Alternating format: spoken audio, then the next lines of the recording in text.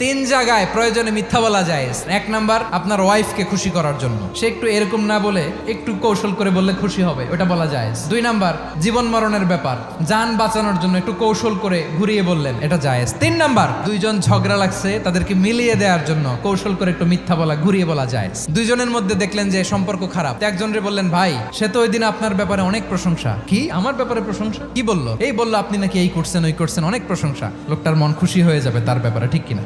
আবার তার সাথে যার ঝগড়া, ওরে যে বলুন, ভাই ওই দিন তো সে আপনার অনেক অ্যাপ্রিসিয়েশন করলো, অনেক, সে তো অবাক, কি রে বলে কি? এই যে দুইজনের ব্যাপারে দুইজনের একটু ভালো ভালো কথা বলে দিচ্ছেন, একদিন দেখবেন রাস্তা দিয়ে হাঁটার সময় একে অপরকে সালাম দিয়ে ফেলছে, সালাম দিয়ে বুকে জড়ায় ধরছে, আছে না নাই?